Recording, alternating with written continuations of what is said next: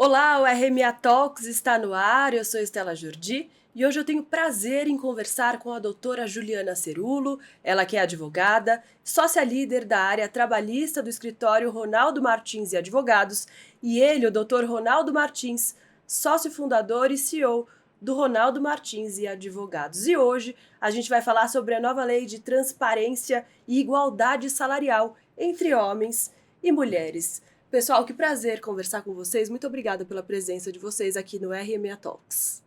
Bom dia, Estela.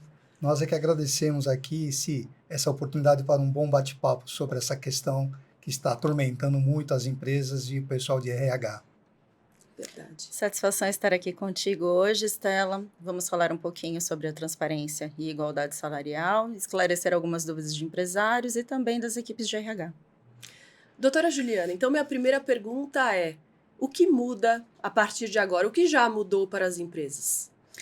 A partir do dia 8 de março, desse ano, entrou em vigência a lei e tornou-se então agora obrigatória a apresentação de um relatório no site do Ministério do Trabalho e Emprego, que as empresas devem divulgar os cargos e os salários.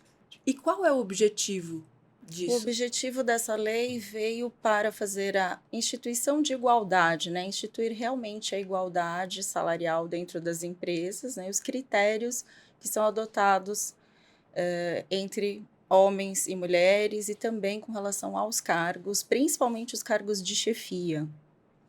Mas agora eu pergunto, doutor Ronaldo, essa igualdade já não estava prevista na Constituição? Por que tiveram que criar uma lei aqui no Brasil? Essa transformação é que está causando preocupação, porque essa suposta transparência, vindo por uma interferência governamental, ela cria uma série de outros problemas, para as empresas. Não só a gestão das pessoas, como a manutenção e o sigilo das políticas salariais das empresas. Transparência não significa isso. Então, isso tem trazido um incômodo muito grande, porque a concorrência, a cooptação de outros funcionários, a política de remuneração das empresas passa a ser algo de domínio público. Então, deixa de ser um conceito ou deixa de ser uma propriedade intelectual das empresas para ser algo que vai movimentar a disputa entre as empresas e os setores de administração de pessoas, gestão de pessoas, O que pode ser constrangedor também, né, doutora Juliana? Sim, exatamente. Até porque existem cargos que são únicos dentro da empresa. Eu divulgando aquele salário, todos sabem o quanto o colega de trabalho recebe, E isso é pernicioso para a concorrência, porque entre empresas diferentes pode até ser que isso não fosse relevante. Mas entre empresas do mesmo setor, vamos dizer, o varejo, isso traz uma preocupação muito grande, porque essas informações elas acabam se tornando públicas, elas não vão ser tratadas de forma reservada, até ferindo a Lei de Proteção Geral de Dados. Então, os concorrentes, as empresas entre si, vão estar sabendo quais todas as políticas que os seus concorrentes adotam em termos de remuneração. Agora, essa nova lei, ela vale para todas as empresas, para todo tipo de empresa, doutora? Ficam obrigadas ao relatório, a entrega do relatório às empresas com mais de 100 empregados, Então, eles fazem esse corte, essa limitação. A partir de 100 empregados, as empresas, então, se veem obrigadas a prestar as informações. Então, isso cria uma nova obrigação para as empresas, Quer dizer, não só a divulgação do dado, como a gestão desses dados. E não está muito claro que uma empresa que tem mais de 100 empregados, ela tem estrutura para administrar essas informações, de atender os prazos para a remessa dessas informações. Então, efetivamente, é mais uma influência na economia que tende a ser perniciosa, diferente daquela do projeto de transparência ou igualdade salarial. Nós não estamos discutindo isso mais, O nível mudou completamente. Sim. Agora tem o outro lado. A gente pode dizer que é uma vitória para as mulheres ou isso é uma bandeira que não faz sentido para vocês? Na verdade, Estela, isso é um passo. Acredito eu que seja um passo, A mulher ela já vem ganhando seu espaço desde meados dos anos 70, quando foi aumentando a proporção do trabalho feminino dentro das empresas. Inicialmente, o trabalho da mulher ainda era muito fabril, né, dentro das fábricas. Então, a mulher foi aos poucos ganhando seu espaço no mercado de trabalho. Então, entendo eu que isso é gradativo. É, na verdade, um avanço que vem ocorrendo ao longo dos anos. Viu-se necessidade da lei, acredito eu que viu-se necessidade da lei, em razão de muitas diferenças que ainda existem, principalmente em alguns setores, né? Alguns setores mais do que outros. Então, criou-se a lei dessa forma, porém, numa forma ainda muito precária, né? A lei ainda precisa de adequações para que ela tenha uma efetividade. Porque, na verdade, se você não torna ela efetiva, o projeto se torna falho, né? E para você, doutor Ronaldo?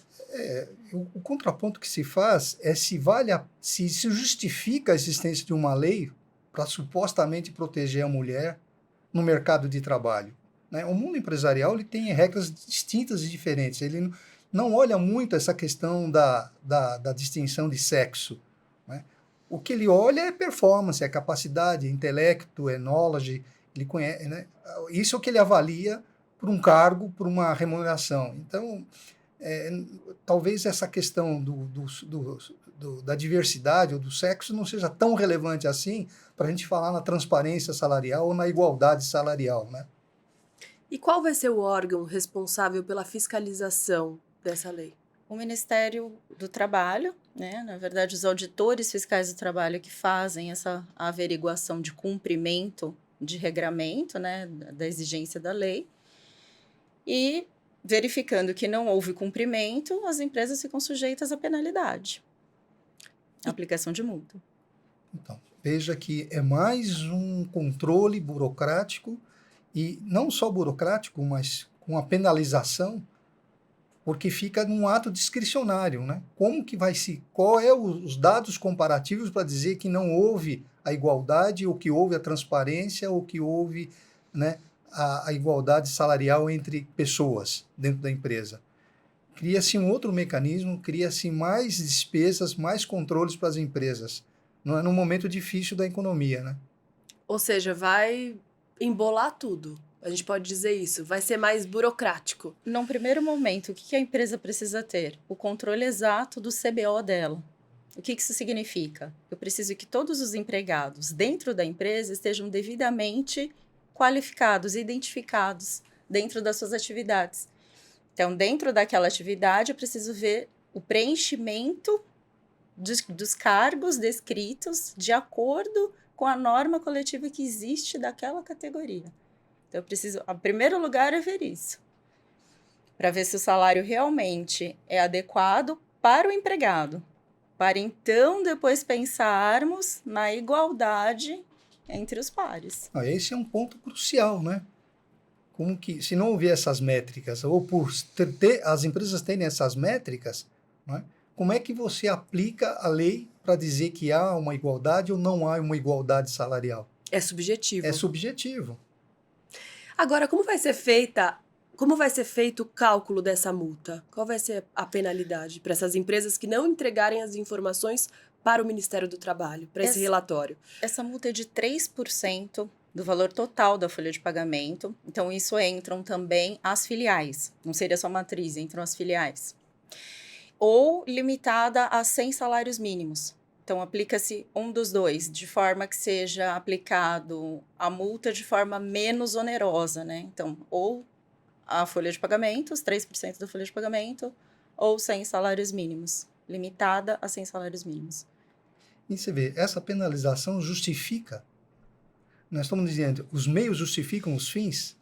Quer dizer, você traz um ônus para a empresa, uma penalização, gera uma despesa adicional, um controle adicional e ainda penaliza as empresas para supostamente dizer que essa empresa, né, não é transparente, não cumpre a igualdade salarial?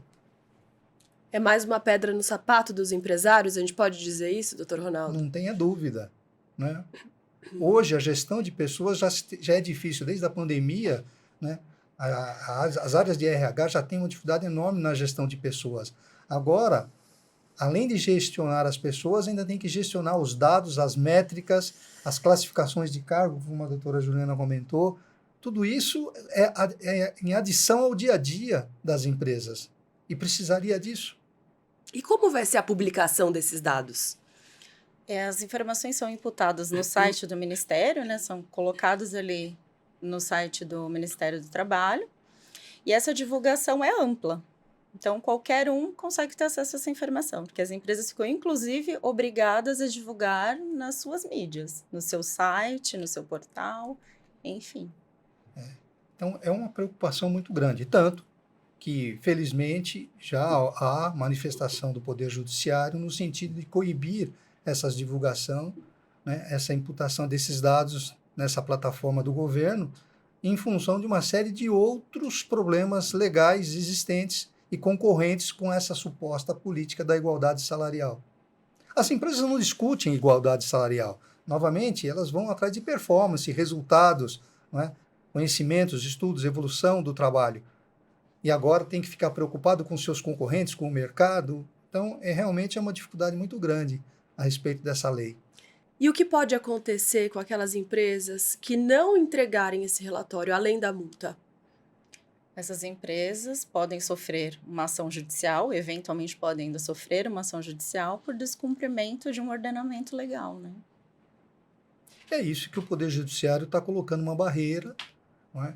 Protegendo as empresas contra a não divulgação, de novo, por uma série de outros elementos, não é, não previstos na lei.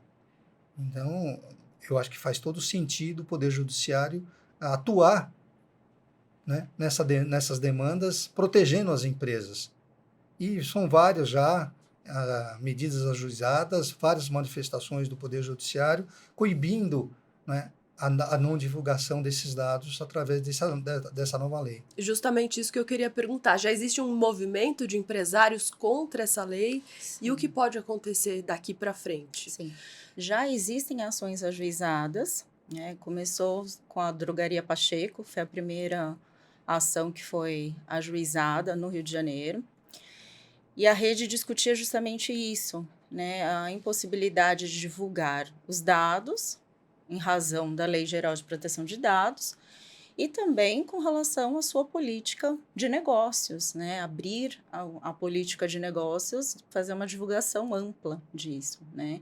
Eles conseguiram liminarmente não divulgar os seus dados, cargos e salários, e também coibir a aplicação da multa. Eles não estão obrigados a pagamento de multa, não poderão ser autuados. Veja, são dados sigilosos, né? Essa política comercial de uma empresa pode ser um fator de sucesso. E remuneração é uma delas. Então, essas políticas para flexibilizar trabalho, não é?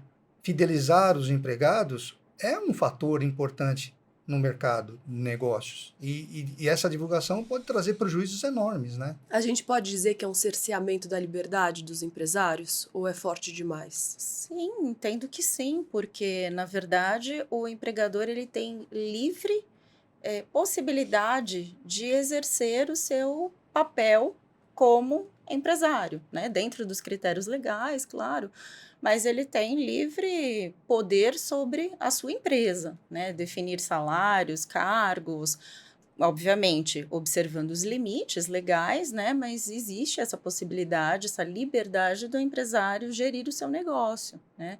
Até mesmo porque ele precisa oferir lucro com o negócio estabelecido, né? É uma nítida influência na liberdade econômica das empresas, como tantas outras que estão ocorrendo, né? Então, isso tira a liberdade do empresário em criar as suas políticas como algo diferente, um diferencial. Então, essa divulgação ela é perniciosa. Não é um desrespeito à igualdade, mas muito pelo contrário, uma proteção comercial das empresas, né?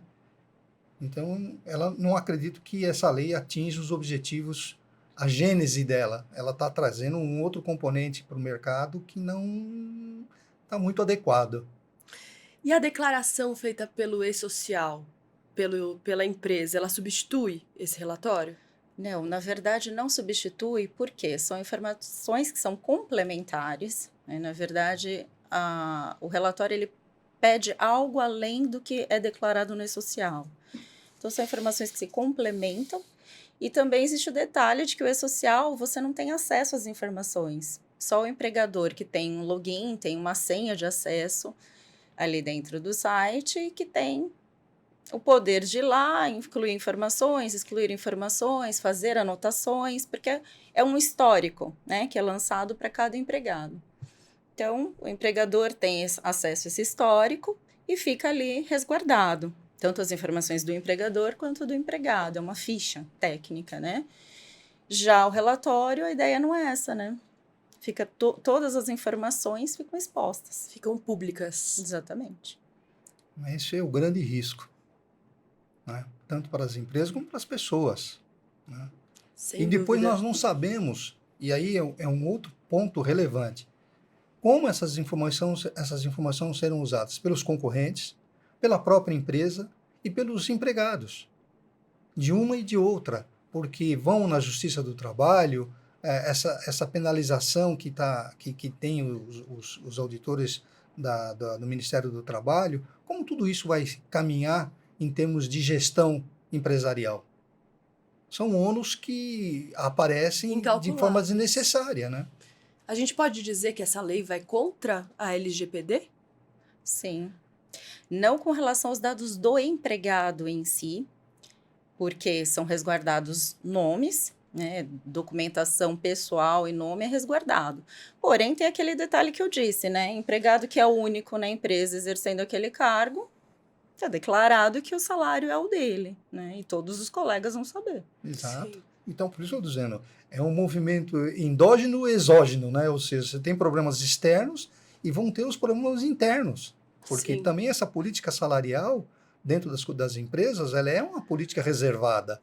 É uma política controlada, porque pode provocar disputas, pode provocar perdas de funcionários em função dessas informações, E né? a falência de muitas empresas, talvez.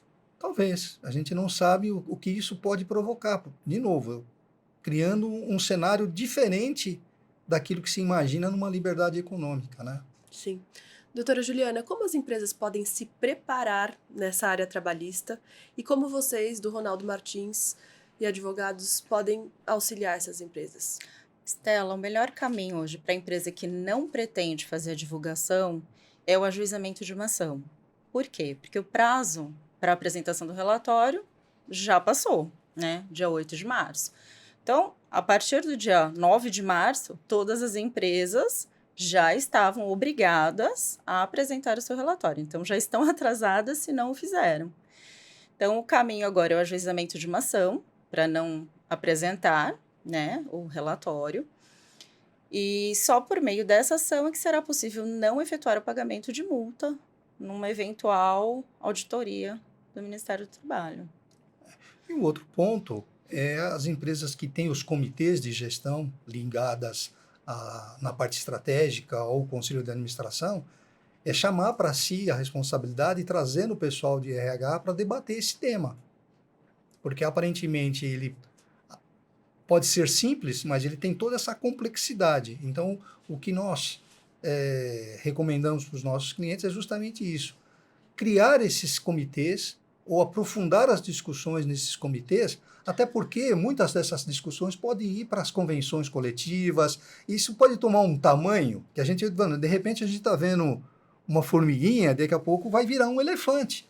Então, isso pode trazer problemas nas convenções coletivas, nas discussões anuais, e tudo isso é importante para as empresas terem uma gestão mais adequada, né? E que mensagem final deve ficar na cabeça dos empresários?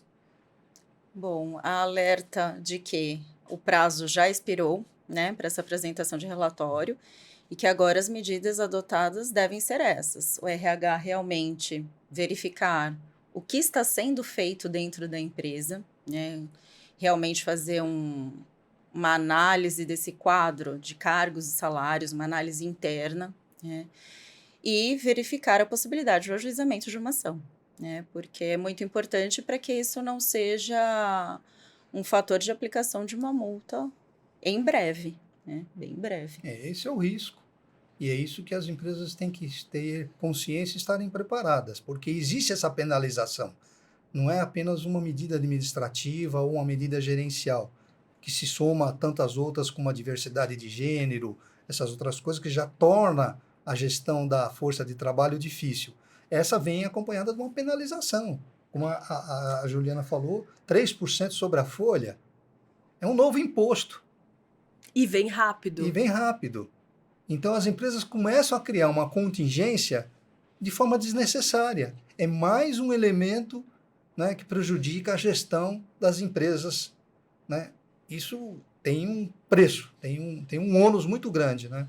Sem dúvida. Então, os empresários têm que ficar ligados em relação a essa lei. Sim, e já existe uma movimentação também no Supremo Tribunal Federal, de duas grandes confederações, no sentido de que seja declarada a inconstitucionalidade de alguns aspectos dessa lei. Principalmente esse aspecto de não poder justificar essa diferença salarial.